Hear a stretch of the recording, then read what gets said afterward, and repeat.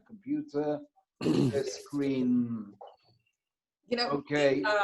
אם עדיף לדבר בעברית, אתה יכול לדבר בעברית באמת. אני יכול לדבר בעברית, אם זה נוח לכם, בסדר גמור, אני מעדיף לדבר עברית. שאילן גם רוצה ללמוד עברית באותה הזדמנות, אז יעזור. אוקיי, if you don't understand anything, tell me, אני יכול לדבר בעברית.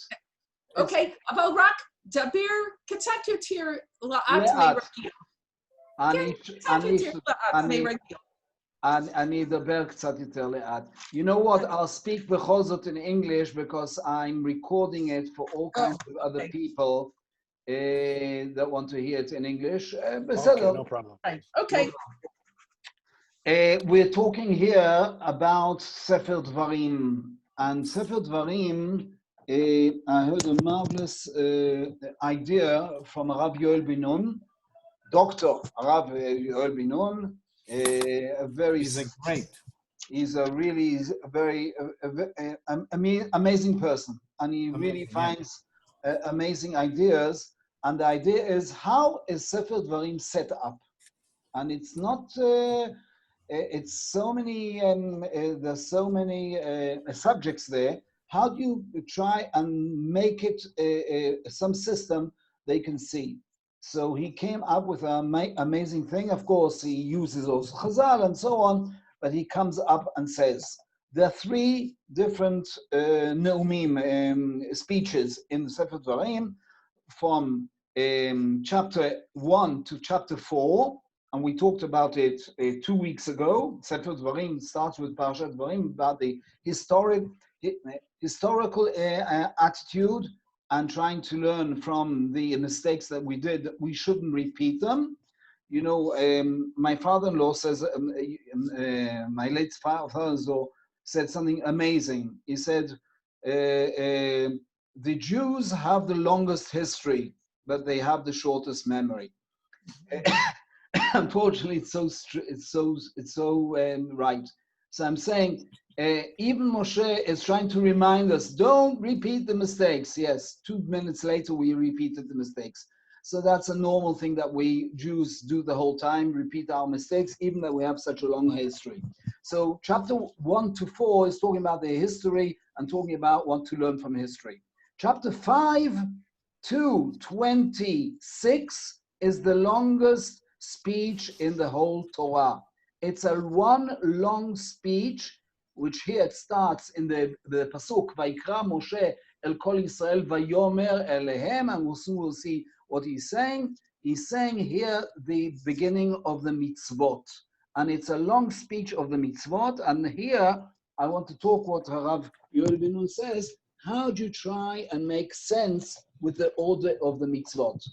The third speech, if I'm already talking about 3 speeches, the third speech is the speech of the covenant, which is at the end of the Torah, Arvot Moab, when they arrived really on the peak, on the edge of Eretz Israel, where Moshe soon is going to die. And then Arvot Moab, he does a second covenant. Why did I say a second covenant? Because the first covenant was, of course, in Sinai. Sinai was 38 years earlier, 40 years earlier, 39 years earlier, and this generation will forget or doesn't know or doesn't remember, so there's a second covenant, and he does the covenant until the end of Sefer Devarim. We'll talk about that when we get to Parashat Vayelech and Ha'azinu. We'll talk about that in a few weeks' time. But until then, there's so many parashot, so many portions that we are starting about the mitzvot. And how do you make the order? And the order of Rabbi Yoel Ben Nun is amazing. He says the first thing that we have been said is in Perek Hey, in chapter 5, and I did it very shortly in yellow. Vayikra Moshe et kol El kol Yisrael, vayomer lehem shma Yisrael et hachukim et hamishpatim. Listen, Israel, to all your laws and all the mitzvot and all the commands. Asher anochi b'oznechem v'limedetem otam v'nishmartem al asotam.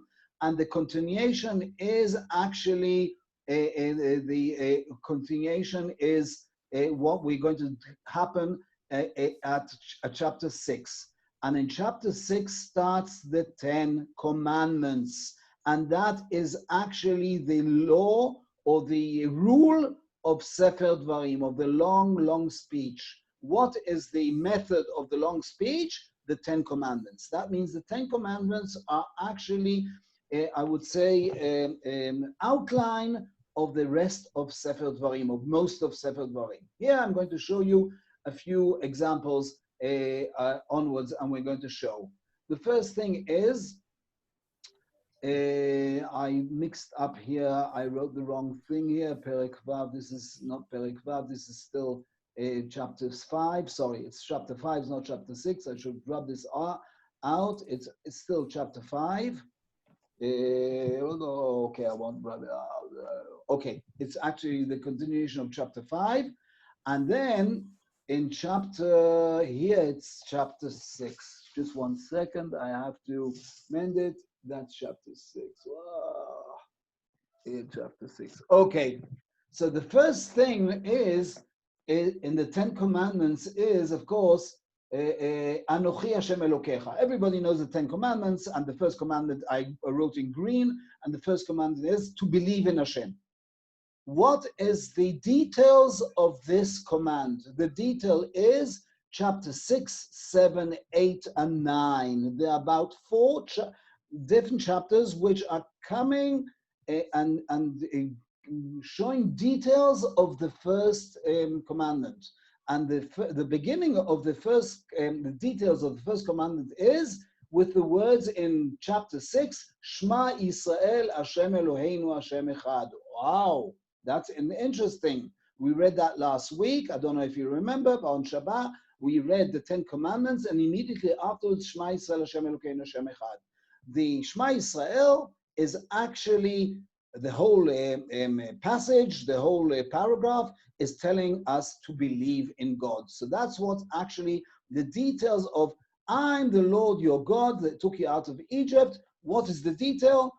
Believe in Hashem, tell your children, put on tefillin, put on a mezuzah. We know all what's written in Shema Yisrael. So actually Shema Yisrael is a long, long detail of the first commandment.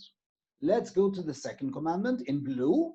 Lo ta'aseh lecha pesach kol tmuna. You shouldn't do any idolatry, no picture, nothing. And actually, the detail of all this second commandment is in chapters 9, 10, and 11. The end of chapter 11, and we're going to read it this week on Shabbat. This is the Shabbat of Parashat Ekev.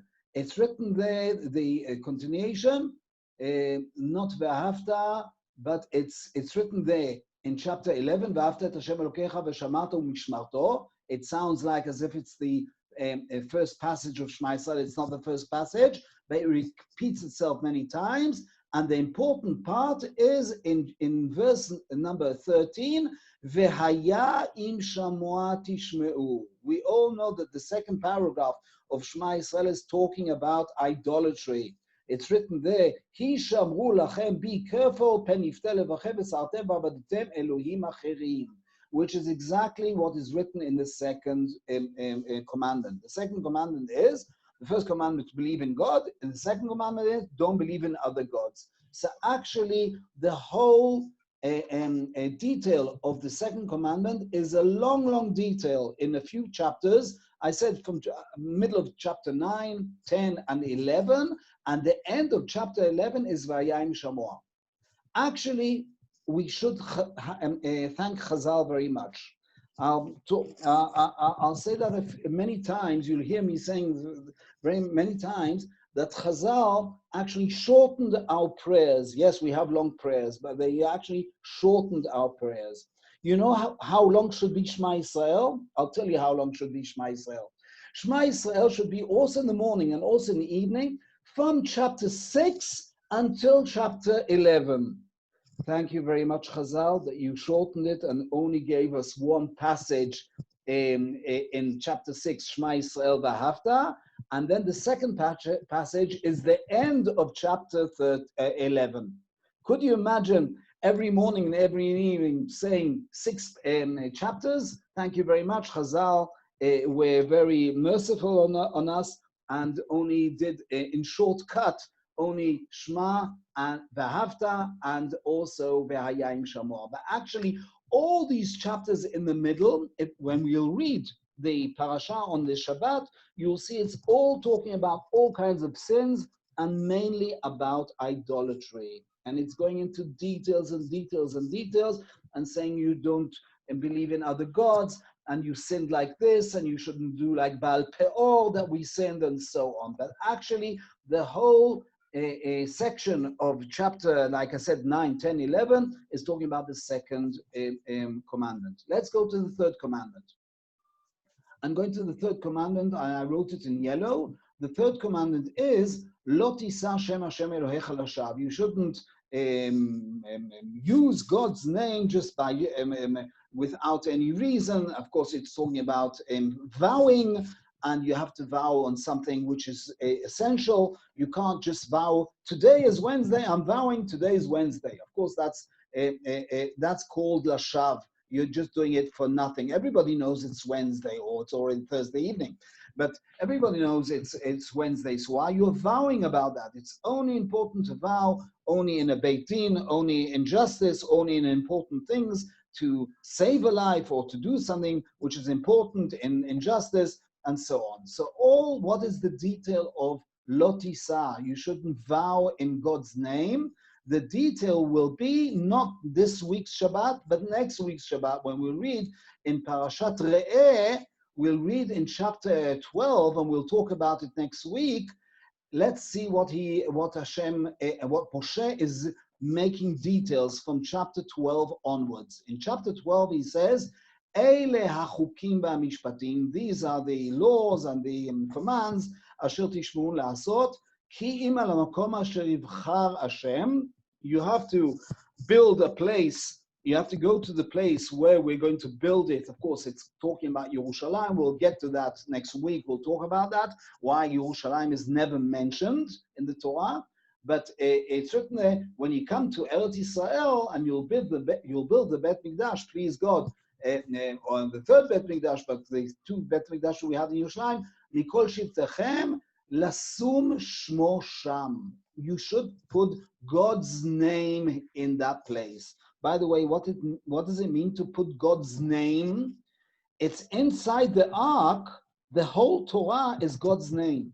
I won't go into it, but actually, this explains why you're not allowed to have even one mistake in the Sefer Torah. One letter is wrong, the whole Torah is pasul. It's already not kosher. You have to take out another Sefer Torah. If it's on Shabbat, if it's on daily, you have to bring it to a Sofer Stam, and he should mend it immediately. Why is it so essential that even one mistake is not, it ruins the whole Sefer Torah? Because it's one long name of Hashem. So that's God's name. Where do we vow, by the way? We vow there in the Bet HaMikdash. That's the proper place to vow. But by the way, I can already tell you that the proper place to vow today in the courtroom, you take a Tanakh. You take a Tanakh and you put your hand on the Tanakh and says, I'm saying the truth, the whole truth, and nothing but the truth. Okay, so we're holding something holy because something holy is the Tanakh. What was in the old days? You know where they used to hold? They used to hold the Mizbeach, because the courtroom of the Beit Din Gadol, the big Supreme Court, was exactly next to the Mizbeach. Okay, I won't show you the chart of the Beit HaMikdash, but you can see that Lishkat HaGazit was next door to the Mizbeach. And the Mizbeach, you used to hold the Karnot Mizbeach, or hold the bottom or the top of the Mizbeach, and then make a vow. So you can see that the principle of not making a vow, it goes into detail. It's not only making a vow, it's also building Beit HaMikdash, and so on, and many other chapters which are going into details from chapter 12 and onwards. Let's go to the fourth commandment. The fourth commandment is, of course, Shamor. in Sefer Devarim it's Shamor. In the book of Exodus was Zachor, Zachor v'Shamor b'dibur echad. Why did Moshe change it? I won't go into now details, but he was giving actually oral Torah. Oral Torah starts in Sefer Devarim. He's explaining what does it mean Zachor. He's giving another word like Shamor. So that's already the beginning of the oral Torah. The continuation of the lesson, I'll soon talk about how did the oral Torah carry on. It started actually from Moshe Rabbeinu. It starts from Sefer Devarim. But anyhow, here it's written the fourth commandment, Shamor et Yom HaShabbat, and the details of Shabbat is written from chapter 16 and onwards, because there it's talking about not only about Shabbat, there's also Shabbat, but have a look exactly the same words. I wrote it in red here and red here. Can you see the words on the right, Shamor et Yom HaShabbat? Exactly the same words are talking about Pesach. Shamor et Chodesh HaAviv. Keep the month of the Aviv, and of course we have to keep Pesach in the spring. It won't be in the middle of the winter or not in the middle of the summer. We have to keep it in the spring. Exactly the same words, and then it's going into details with many details of all the Chagim in chapter 16 and onwards. By the way, I showed you in here in verse number 8, Sheshet Yamin Tochal Matzot Uvayom HaShvi'i Atzeret LaHashem. Okay, we know that we eat 6 days. I won't go into the explanations why it's written only 6 days. Actually, we're eating matzot how many days? 7 days we're eating. But anyhow, Sheshet Yamin Tochal Matzot Uvayom HaShvi'i Atzeret LaHashem. Also on the 7th day, we're eating a matzot, but it's already a Yom Tov, but it's exactly the same words which are written also in the 10 Commandments. Sheshet Yamin Ta'avod, V'asita kol mechtecha v'yom hashvi'i, you have to rest. It's exactly the same expression which is written about Shabbat. The details is in Pesach and in Shavuot and Sukkot and the rest of the Chagim. So you can see the details of the fourth commandment is not only Shabbat, it's also other happy days and festivals. Okay, let's go down and we'll see what's the fifth commandment. The fifth commandment, of course, is Kabet et avicha v'et imecha, and this is talking about a private person or a private family that you have to obey your father and mother. What does it mean for Am Yisrael? It means 4 different, let's say, fathers and mothers. We have 4 different people that we have to keep obeying. Who are the 4 people? The first one is in the end of chapter 16, Shoftim v'shotrim titen lecha b'chol sha'arecha. Of course, the judges and the judges are sending the policemen. It's not only the policemen, it means the people who are making you obey the judges. The second one is V'kamta v'alita el hamakom asher yibchar Hashem Elokecha u'bata el hakohanim, and we're talking about the Kohanim and the Kohen HaGadol. We have to also listen to them. The third type of, I would say, like parents of Am Yisrael, they're not exactly parents, but it means the people that we have to respect. What? Authority figures. Authority figures, exactly. That's the right word. Authority figures, and it means the head, like there's a head of the family is the father and mother, the head of the nation is these authority figures. And by the way, there's much more than one. And it's the third one is the king. I won't go now into details why the king is not the first one and he's written at the third one. When we get to Parashat Shoftim, we'll talk about that, why the king is on only the third one. And the fourth one is again Kohanim, Leviim, and Navi. We have to also listen to the prophet. And the prophet is is actually the highest. I won't explain now that even the king has to listen to the prophet. Even Shaul, he didn't listen to the prophets. David had to listen to the prophets. All the kings had to listen to the prophets. Unfortunately, most of the kings didn't listen to the prophets, and that's why they were killed off. That's why they finished very quickly their life and finished very quickly their kingdom. But anyhow, we've got 4 figures which are the authority of the parents. So here we've got again the fourth, the fifth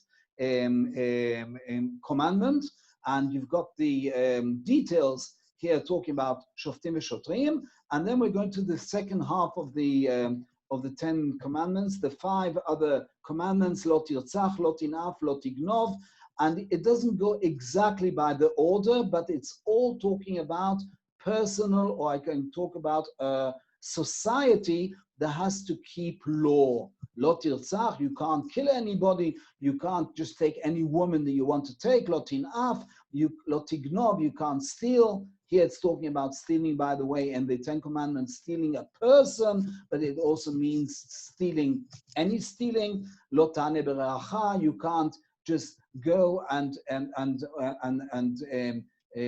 witness against a friend or a neighbor and lie about that and so on. All this is in a long parasha, which starts in Parashat Ki Tetzeh. By the way, Parashat Ki Tetzeh is a long parasha which has the most mitzvot in the Torah. Does anybody remember how many mitzvot are there in Parashat Ki Tetzeh? No. There's 74. 74 by the Sefer Chinuch. Again, not everybody agrees with Sefer Chinuch. You've got the Rambam, you've got the Smak, you've got the Smak, but 74 mitzvot are written in Parashat Ki Tetzeh. And most of the mitzvot are talking about the society, the chevrati, the ben adam lechavero, because the 10 commandments are divided into ben adam lamakom and ben adam lechavero. So ben adam lechavero, you've got, for instance, lo tirtzach, you shouldn't kill. So here you've got, for instance, one of the details are in chapter 22, I wrote it in red, lo tir'eh et shor achicha ve'et se'or nidachim. It's not only not to kill, it's also not to affect, and even not to steal, or not to aggravate your friend, or not even take his possessions and so on, or even to give them back. That means to be so careful with a person, not only his life, also himself, his body, and also his possessions. The details of lo tinaf, I gave one detail. Im basade yimtza ish et hana'ara me'orasa v'yichzik ba ish v'shachav ima. We're talking somebody who wants to chas v'chalila rape a girl, and he's thinking that he won't be caught because he does that in the field and so on. So you can see the lo tinaf. The details are here.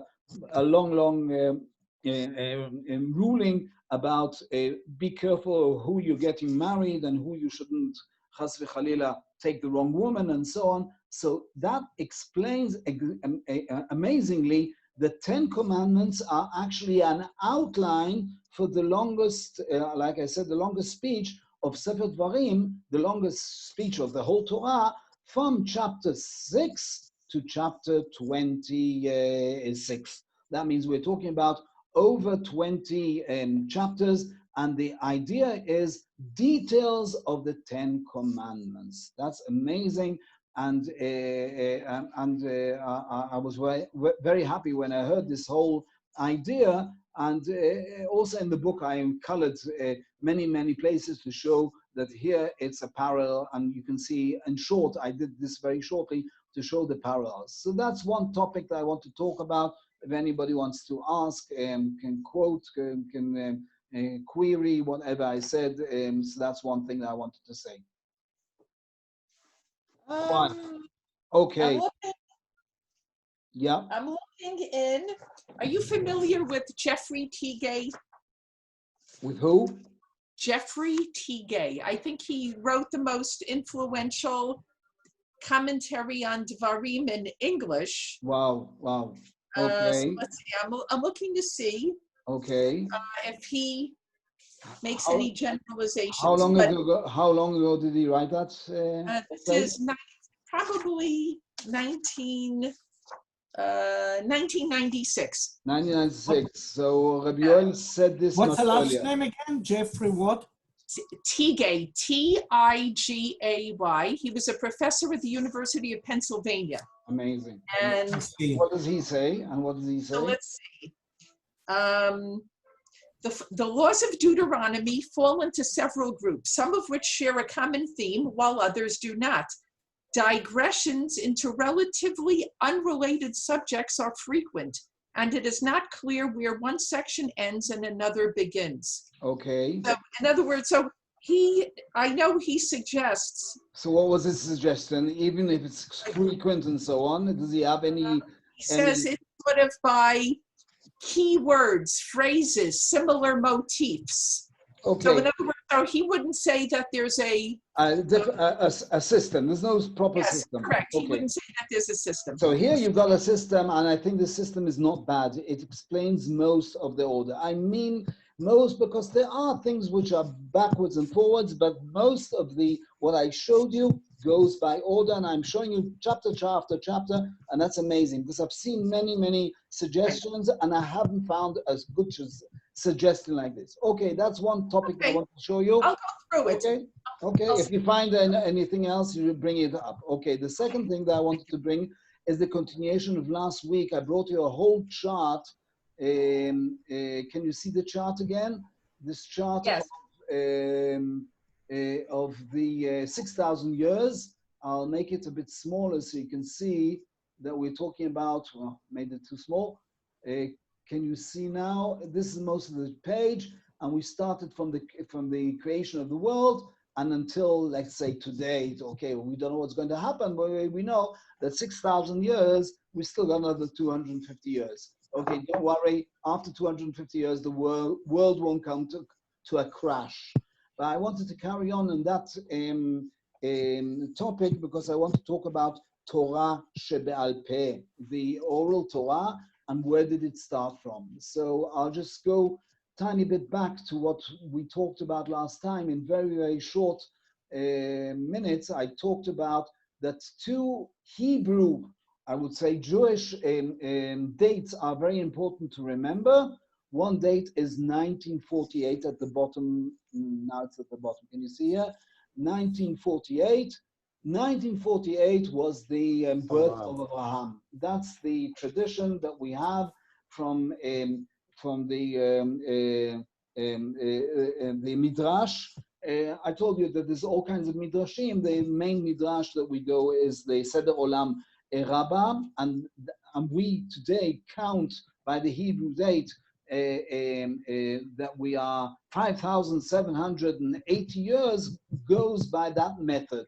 There were other methods in Chazal, a tiny bit different, but not very much different. Not very much difference, and the main, we go by the Seder Olam Rabbah and until today. Okay, so let's go back again. The two dates I want you to remember, and it's important to know, two Hebrew dates. Why I talk about Hebrew dates? Because afterwards we'll go to the English dates. It's more easy, because if we go by the Hebrew dates, it's very difficult because to ordinate to today. If we go today, we are 2020, so it's much easier to go back and see what was 2,000 years ago, was 3,000 years ago backwards. So another date is to remember is 2,448. I'll go a bit up again. 2,448. Let's say 2,500 minus 2 is the Yetziat Mitzrayim. That is very important to remember. By the way, today we are exactly from that date. If you do a cheshbon today, it's 3,333 years was Yetziat Mitzrayim. Wow, 3333. That's a spectacular number. I would say that it's about time the Mashiach came. I hope so. He hasn't come yet, so I'm hoping for something special to happen in this year, today, tomorrow, and so on, because the number is really amazing, 3333. Okay, so these are the two dates I was talking about, Yetziat Mitzrayim, and on that year, of course, 50 days later, we got the Torah, and that's important to know that the written Torah started from there, but we knew there was already traditions before that. I won't go into that, but Avraham and Yitzchak and Yaakov kept something. There wasn't a written Torah, but they kept some kind of I would say, musar, some kind of, how do you say musar in English? Ethics. No. Yes, it's also ethics and also kind morals. of morals. Oh, that's the word I was looking for. Morals and things which became part and parcel of the Torah. Many times, it's not that they knew the Torah, but the Torah actually copies and takes what they taught their children and writes it in the Torah. Because one of the things that they are called fathers and mothers, of course, is what they taught was so good that the Torah appreciates that and takes it as a model. Most things. We'll see in Parashat Ki Tetzeh, the Torah also excludes 3% of what they did. One of the things, for instance, the Torah excludes not to get married to two sisters. Of course, who I'm talking about? Yaakov that married Leah and Rachel, and they were fighting all the way, jealous of each other, and of course the Torah is excluding that. So I say 2%, 3%, the Torah says here, and the Torah is actually telling us quite clear and giving us thick hints that we're talking about, not like Yaakov or not like Abraham. We'll see a few examples when we get to Parashat Ki Tetzeh. I want to give just a few more thoughts when we here on this page before we carry on. Abraham was again 1948, and later he had to fight against 4 kings, and the first king was called Kedar Laomer. It's in Genesis 14, chapter 14, yes. And we're talking about that he was fighting against Kedar Laomer. And by the way, we can imagine that the outside history might relate him to Hammurabi. Ah, that's interesting. We have to know that there were really ethics in the outer world, and there were most of them, most of the laws are not bad at all. By the way, most of the laws were actually afterwards written in the Torah. Interesting. The Torah doesn't say that everything belongs to the Torah. It starts from somewhere beyond the ethics of mankind. The Torah accepts that, and we don't have to think that that Hashem doesn't write in the Torah things of the goyim. Chochma bagoyim ta'amin. We believe that the Gentiles definitely have a lot to learn. We have a lot to learn from, and if you hear something important from Aristo, even the Rambam quotes Aristo or Platon. So we've got many examples that Jewish ethics are taken many times also from outside. So also Hammurabi's laws, and many of them are very good. That the Torah accepts that. There are many things which are terrible. I won't go into that. So that's Hammurabi, and we have to know in the time of Abraham, we know in that time there was already a law called the Hammurabi laws, and they were written on, they were put on clay, and it was we have them already in the British Museum. Some some of it is in the Turkish Museum. It's all scattered around, but we know about these laws. The second thing that I wanted to say is the Philistines. We had a lot of problems with the Philistines, and in the time of Abraham, he was talking about Avimelech, and later we see also Yitzchak was fighting the Philistines. The Philistines much later in the time of David are not the same Philistines. We have to know that things in the Tanakh have many times the same name, but it's not the same people. Why are they called the same name? Because they both were situated in the same area. Which area are the Philistines? Like today, yes, the Palestinians in the same place. Okay, I'm not saying that there's any connection with the Palestinians or not. We in Kesher, we won't talk about politics now and so on, but it's in Gaza. But we have to know that the old Philistines were actually coming from near Egypt. That's Avimelech. And that's Avimelech in the time of Abraham and Yitzchak. And they were more from Sinai, which is between Israel and Egypt. The other Philistines came much later, and they swarmed into the country probably after we came into the country in the time of Yoshua. I'll just say it in short, it's amazing in the history. We know that they come from Crete. By the way, also Amos, the prophet says, when you came out from Egypt, I brought out the Plishtim from Kaftor. Kaftor sounds like like a button, but it's not a button. But it means an island, and Kaftor is the island of Crete. A few years ago, me and my wife went to a holiday for 4 days, and we went to the museum there, and it's something amazing there. In Crete, there are 2 volcanoes. Baruch Hashem, the volcanoes are all quiet. Otherwise, we wouldn't have gone there for a visit there. The volcanoes erupted about the time of Yetziat Mitzrayim. Most of the Philistines of the Cretes, these people. Amazon. You should use with. I should use what? Say, I can't hear. What did you say? No. Mistake. It was a glitch. It was a glitch. Okay. So the Philistines are actually the, I forgot what they're called. They got another name. They're the early Phoenix. That's the word. The early Phoenix, by the way.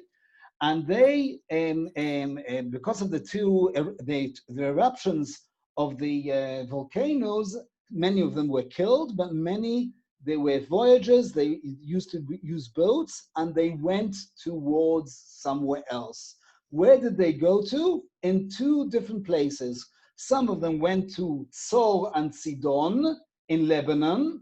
Now in Lebanon, unfortunately, they've had a terrible event and the explosion. Okay, that's because of the Hezbollah, not because of we are not against the Lebanon. Some of the Philistines went there, and some of the Philistines went southwards to Gaza. It explains a lot of things. One thing it might explain why in the time of coming out of Egypt, there was the 9th plague. Remind me, what was that 9th plague? Choshech. But something funny is about this Choshech. It's written, Vayamesh Choshech. You can feel the darkness. How can you feel darkness? Darkness means no light. But what does it mean you feel darkness? It was probably soot. It was from the explosions of the thing. So that's amazing that at the same time that were the explosions there, it might have come with an enormous wind. That's explanation of historians, that it might came over Egypt and made choshech and made thickness that they couldn't move for 3 days and 3 nights because it was so thick. Wow. It also explains why David fights the Philistines in Gaza, and then the Philistine in the north, which is called Hiram, is so nice to the Jews. And he comes to David, I'm going to build you a building. Why does he want to build a building? Which goy wants to be so nice to Jews? It can only be that he's got interests. And what was his interest? Because his brothers were killed by David in Gaza. So David finished his companions in Gaza. Comes Hiram and says, now I can't rely on my brothers, so I have to go to the strong enemy and be with him nice. And that's why he built with him his palace. And later he built, not him, his son, built the Beit Mikdash together with Shlomo. And amazing. These are the same Philistines. And by the way, they're the early Greeks. They knew to build amazingly. And these Phoenix are the early Greeks, and later the Greeks built amazing bridges and so on. Where did they learn that? They learned that from Phoenix. So I can go into that. Just I'm saying that when you learn this chart, or when you look at this chart, it explains many, many things. That's why I'm writing here the empires. I'll go through the empires quickly. The first empire was actually in Babylon, where it wasn't called Babylon. It was in the time of Abraham, called Nimrod. And I said it could be Hammurabi, and it could be in the Mesopotamia. Mesopotamia means between the two rivers, and the two rivers are the Euphrates and the other one, I've forgotten how you call it. Tigris. Tigris and Euphrates, thank you very much. And that was the middle of the, that was the main empire, the first empire in the time of Abraham. Later, the big empire in Eretz Yisrael was, of course, near Eretz Yisrael was Egypt, and Egypt, after the 10 plagues, was really hit amazingly. And the next empire in the time of David was Aram, and here you've got after, much after Yetziat Mitzrayim, but later Egypt went down, and Aram, which are the Syrians, the early Syrians, that they are the Hittites, I won't go into that, they were the a vicious people, and they fought, and David had to fight them. David HaMelech, here you've got David HaMelech is fighting Aram, and they existed for about over 200 years when they went down, and then came up a big empire which is called Assyria, Ashur, which are really again in the same place in between the Euphrates and the other, I've forgotten the other river. Okay. Tigris, yeah. Tigris, okay. And that place, that's called Assyria, and they had amazing kings. These kings were very wicked, were very ruthless, but they knew history. They also wrote down the first history, and that's why we know a lot of what goes on, not only from the Tanakh. We also got writings in Ashur. We've got we found, I wish in Iraq we would have possibility to do excavations, but a lot of the excavations were already done in the 19th century before the Arabs came in, and in the beginning of the 20th century, and they managed to save a lot of the scripts of the Syrians. By the way, they had a lot of kings, and the known king was Sancherib. Why do we know Sancherib? Because here, opposite the 10, you remember that we had, after David and after Shlomo, the kingdom split into two, Malchei Yehuda and Malchei Israel, and the kingdom of Israel actually descended after 200 years and finished, and then there was the 10 tribes were deported by Sancherib. Well, it's not true. Sancherib was one of them, but there were 3 different waves. One was done by Shlam Eser, one was done by Sargon, and the third one was done by Sancherib. But after Sancherib, there was a next king called Asarchadon. And then there was another king which was even more powerful, Ashurbanipal, which is not written in the Tanakh, but we know that Menashe was so frightened for him that he gave everything to the king of Ashur. That king was Ashurbanipal. I'll just say that the Gemara tells a funny story about Rav Ashi. Rav Ashi is the one who signed the Talmud, and once he was speaking to his pupils and says, yes, Menashe, our friend Menashe. And he was ridiculing Menashe as our friend. At night time came Menashe to Rav Ashi and appeared in a dream and told him, do you know where to start? He asked him all kinds of halachot, all kinds of halachot about cutting bread and so on. And Rav Ashi, the great genius, didn't know how to answer him. So Rav Ashi says, you don't know where you start the bread, where you cut the bread and so on.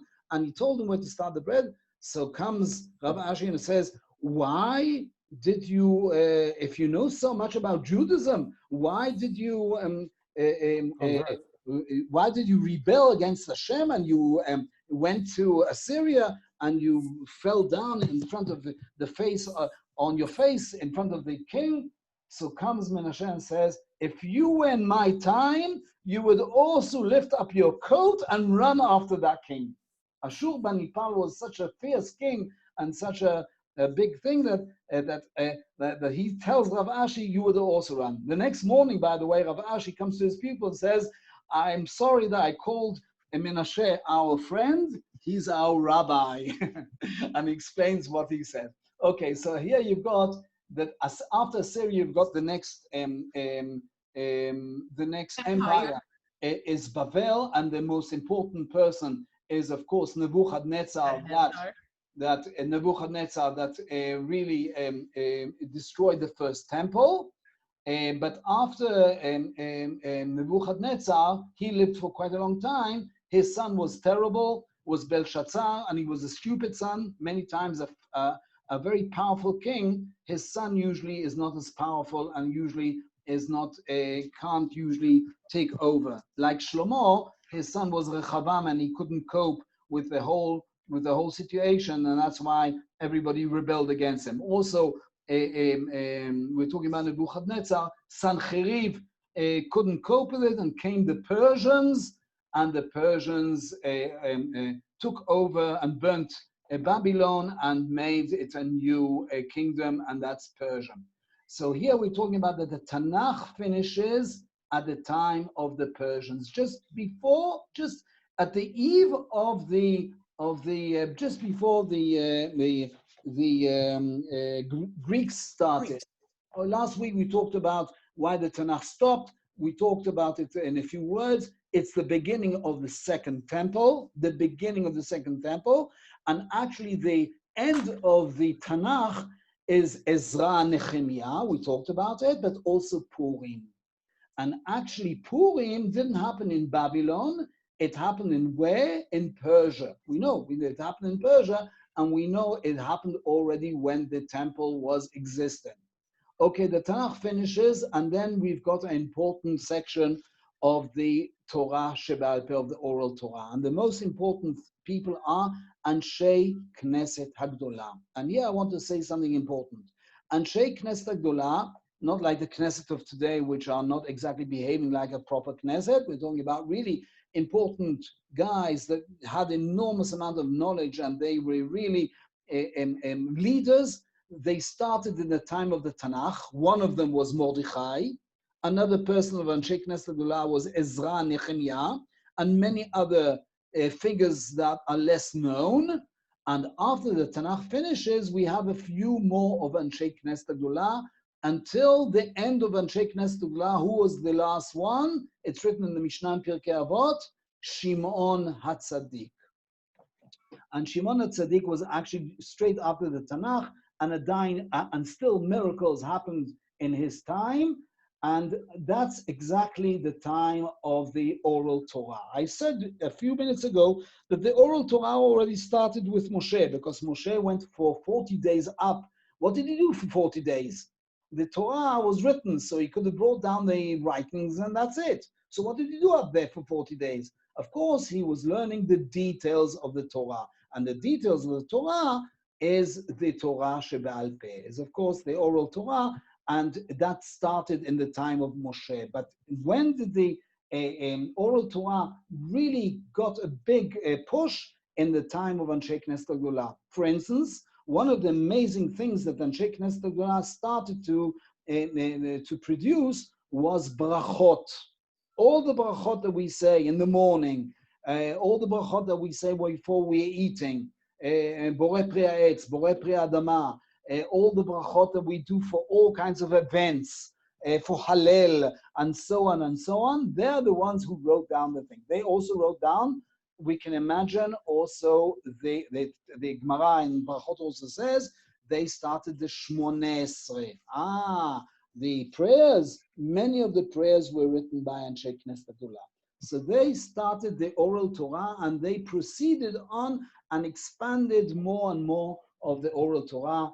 That's one part. The second part of the Oral Torah was the continuation of Anshei Knesset Hagdolah. After Anshei Knesset Hagdolah came the couples, the Zugot. One of the, everybody knows about Hillel and Shammai, but we have to know that there were Zugot, there were 5 different couples. The first one was usually the Nasi, he was the president. The second one was the head of the Supreme Court. Sometimes they changed over. One of them, which is less known, was Yossi ben Yoezer. At the time of the Greeks, came into Eretz Israel. They did terrible atrocities to the Jews, they also killed one of the couples, Yossi ben Yoezer. By the way, who was the one who killed him? It was his nephew, Yakum Ish Tzorot. In Latin, it is called Elakimus. Elakimus is known that he collaborated together with the Greeks. Okay, so we're talking about that also in the time of the Zugot, the Torah Sheba'al Peh expanded and expanded and expanded. Of course, we got Chanukah in the middle, and in the time of Chanukah, by the way, we've also got a Beit Din of the Hashmonai. We have to know that not only Yehuda Maccabi was a fighter, but we know that his father, Matityahu, and he, Yehuda, were also a Beit Din, and they made new laws. One of the laws, which today we all know, you're allowed to fight on Shabbat. Of course, if we won't fight on Shabbat, what will happen? We won't fight on Shabbat, and so they'll kill us on Shabbat. And they brought it as a law. Why wasn't it known before that? It was known before that. I won't go into now the whole explanation that before they didn't fight on Shabbat if they knew they're going to lose. If there was a possibility for win, they went to war. But if they knew that they got no chance of winning, so they didn't fight at all. Comes Yehuda Maccabi and says, we have to fight even if we're going to lose. We're going to show the Goyim that if we won't fight, so the next ones will come. The other children will come, the other people. So they made it a law. That's one of the laws. There's all kinds of laws that they made up. Again, Torah Sheba'al Peh. Okay, the end of that period is actually the end of the Second Temple, and that's in the time of Hillel and Shammai was Herod, and Herod was a terrible king because he used to kill a lot of rabbis and a lot of Jews, but he also expanded the Beit Mikdash, and that's the end of the Roman of the Second Temple. Here I wrote the Second Temple starts here. I wrote 350. It's not right. It's from 550. From 560. It should be not 350, 550. Oh, sorry, until plus 70. By the way, you know, naught is not naught. You know that because if Jesus was still alive, Jesus when he was born, so Herod was looking for him. Herod died. What year did Herod die? Minus 4. Minus 4. If he died at -4, so that means Jesus was already alive. So they should start 4 years earlier. Okay. Does that make me 4 years younger? Of course. I can see that you already look younger. Already I look better. The Christians have got a crooked, everything is crooked with what they got in dates and things, and also they copied everything. Let me ask you, yes. Were there rabbis who considered Herod Jewish?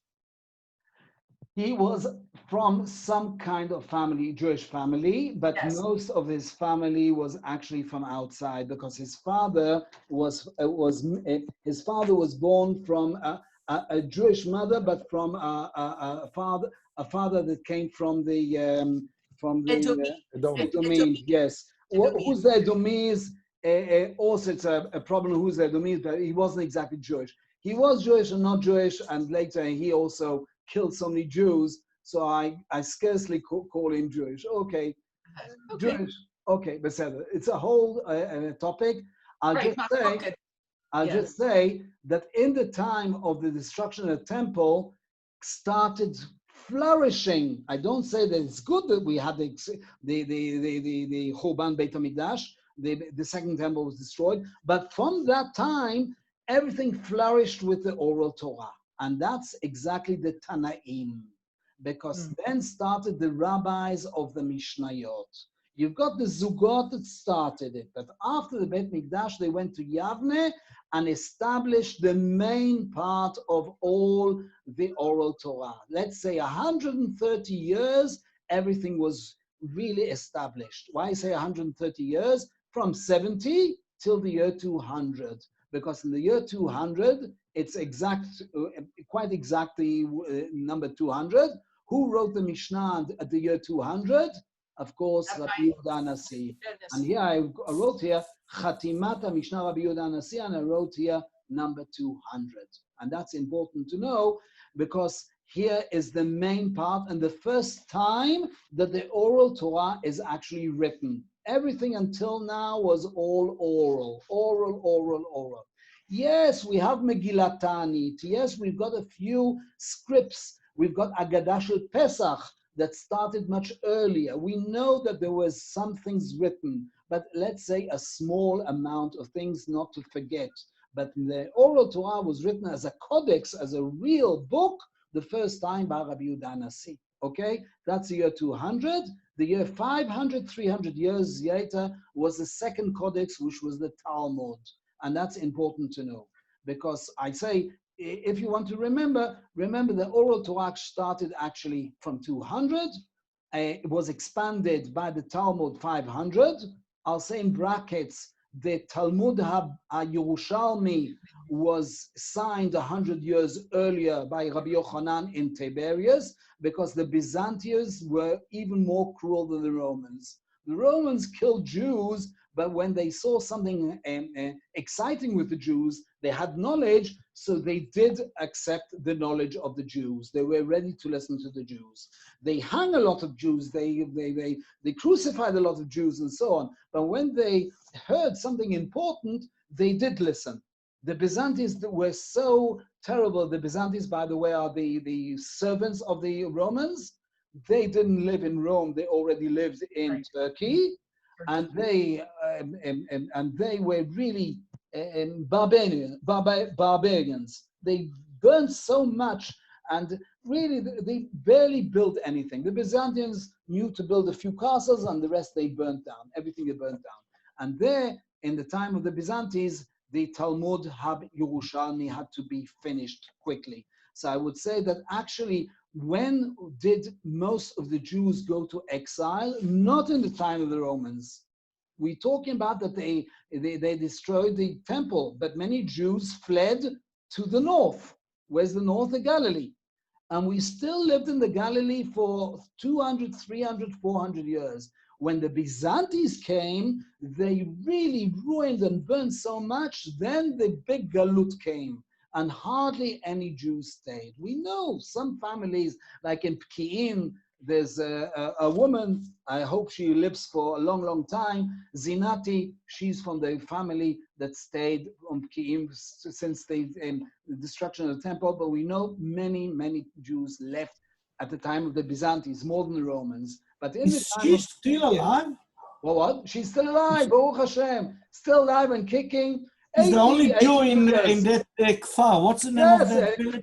Pekin. Pekin. I have the book. Well done. Okay, she's still there. She was so old about 15 years ago. She's always old, but when I knew her, when we lived in Ma'alot for 20 years ago, so also she was old. Anyhow, in the time of the Byzantines, we finished the Gemara. The Gemara was signed at 500, and then came 500 years or 600 years, which is amazing. People don't know that there was amazing literature called the Geonim. The Geonim, for nearly 600 years, wrote letters to everybody in the whole world. It wasn't actually laws, but everybody that had questions wrote questions, and they answered answers. That's called Shutim. Shutim is abbreviation of Sheilot v'Tshuvot. So they send a letter. Of course, the letter takes 5 months, 10 months, a year and a half. I don't know how long the postage was. They didn't have the email and they didn't have any other mail. And then when they got back the answer was all along. These are the Geonim. The most known Geon was the only Geon that wrote many books. All the rest of the Geonim wrote only answers. But there was one Geon that wrote books. Who's the Saadia Gaon? Saadia Gaon was the first one who that translated the Torah into Aramaic and so on. And he wrote amazing books. Amazing books. He was an amazing person. Amazing person. Okay. From then, the time of the Geonim, at I skipped about Muhammad, that in 663 he came and ruined a lot of things. His father-in-law ruined afterwards and burnt down, and the Arabs burnt down at 1050. That's an important time. 1050, they burnt the 2 yeshivot in Babylon. And here I want to say that actually we've had some more than twice that we had temples being burnt down. We always talk about in Tisha B'Av. We just finished Tisha B'Av. I hope that's the last time we've fasted for Tisha B'Av. I hope next year we'll be rejoicing in Yerushalayim. But we can't talk about only 2 temples that were ruined. First of all, there was a temple before the 2 temples. Which temple I'm talking about? Shiloh. Shiloh was over 369 years. 369, the timetable of 3, nearly 400 years. Shiloh was a big temple that was carrying on for nearly 400 years, was destroyed. Even Yirmiyahu in chapter 7 comes and says, you remember Shiloh? It was a big trauma. It's going to be like that also with the destruction of the first temple. That means everybody remembered the history of Shiloh. So that's the first temple. And then we had 2 other temples, which is already 3. We can call actually the 4th time that there was a destruction when the yeshivot, the 2 yeshivot, Sura and Pumbedita, were burnt by the Arabs. The Arabs we're not talking about the Arabs of today, the early Arabs. I won't talk about what the early Arabs are. They came from Saudi Arabia, from of course where Muhammad was, and they burned down about at the year 1050. They burnt the 2 yeshivot, and there after 1,000 years we were uprooted from Babylon. So where did Jews move to? Most of the Jews moved to Europe. Interesting. And the most important place is Spain, and that's what we call the Tor HaZahav Shel Sfarad.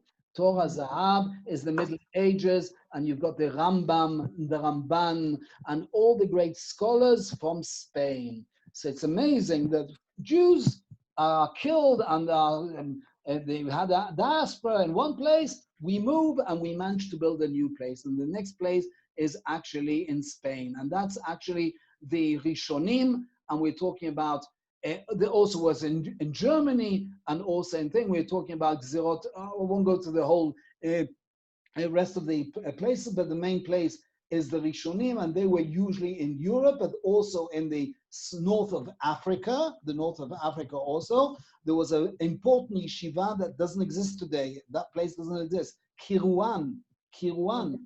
And that was an amazing place where big rabbis lived, and it was a lot of Torah. After the important thing, I'll finish in 3 minutes. The important year is 1500. The Oral Torah has another stage, and I would call it nearly the last stage. We talked about the Mishnah that was written at 200. The Talmud was signed at 500. The 2 yeshivot in Surah and Pumbedita send a lot of letters, but we can't actually start and find them. We can find all these letters, by the way, in the Gniza Kehirit. I won't go into that. But the next book, yes, the Gniza Kehirit, which was scattered, by the way, all over the world. It's even in Russia, some of the writings.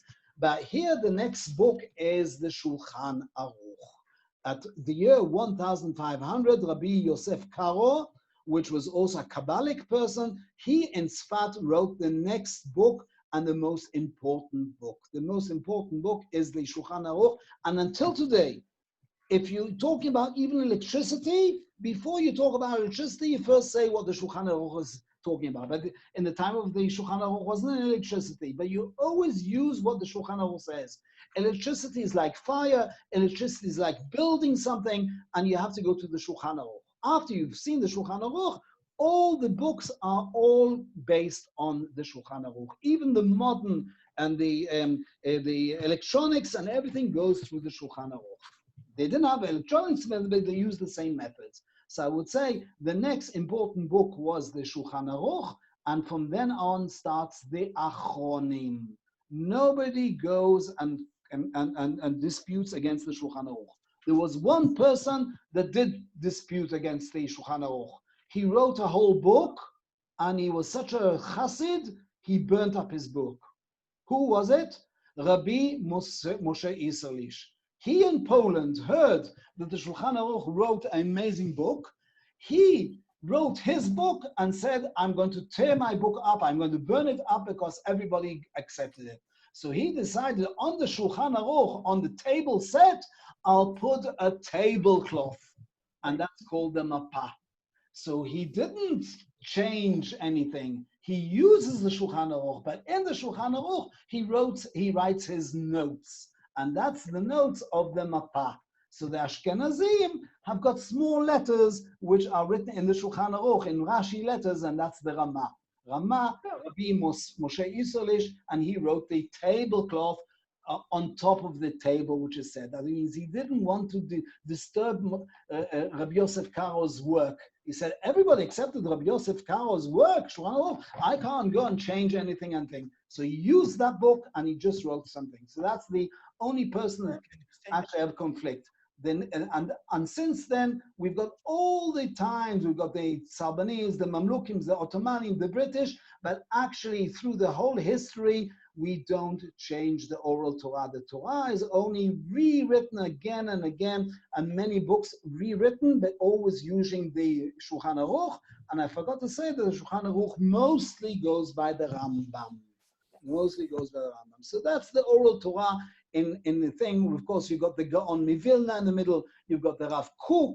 You've got important figures that always preceded, but used the Shulchan Aruch, and that's the major book of the Halacha. So that's what I wanted to say today, to just finish this page and say. That's all you have to say? That's all. I can talk for another 3 hours, but I'm just saying, just to have a summary. That's all I have to say. Each item I can go into details. I learned a bit of history, so okay, next time. Next time we'll go back to Parashat Shuvah. I just wanted you to think. Any other questions? From Hammurabi to Rav Kook. Okay. From Moshe to Moshe lo kamt ke Moshe, that's about the Rambam. But afterwards, Rabbi, okay. So thank you very much, everybody. Thank you. Okay. Thank you. Kol Tuv. Shabbat Shalom. Leitrot. Kol Shalom. Whoa.